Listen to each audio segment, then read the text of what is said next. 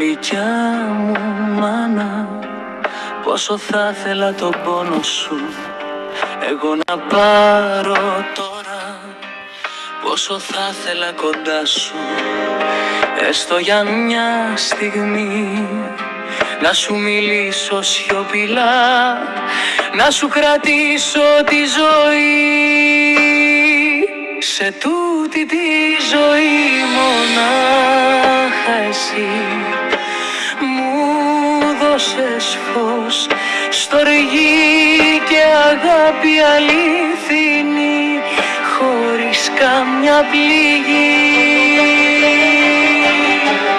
Μόνο εσύ μπορείς τον πόνο μου να νιώσεις, μανούλα μου γλυκιά.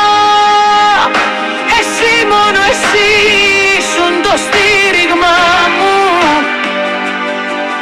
το πάνεμο λιμάνι μου. Στη σκέψη, στην καρδιά, στη ψυχή μου, θα σε πάντα στην προσευχή μου. Μάνα, γλυκιά μου μάνα,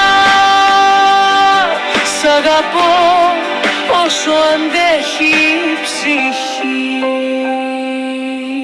Ήσουν, είσαι και θα είσαι φως στο μονοπάτι μου, μια σιωπηλή ευχή σε κάθε βήμα μου. Κι αν χαθώ σε νύχτες σκοτεινές και δύσκολες, κι αν κάποτε λυγίσω σαν είδα σωτηρίας, εσύ, μόνο εσύ.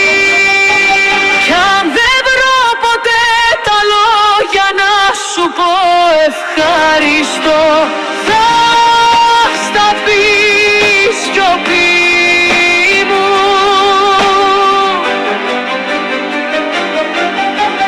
Μάνα μου γλυκιά, ήσουν το στήριγμα μου, το πάνεμο λιμάνι μου. Στη σκέψη, στην καρδιά, στη ψυχή μου, θα σε πάντα στην προσευχή μου. Μάνα, γλυκιά μου μάνα,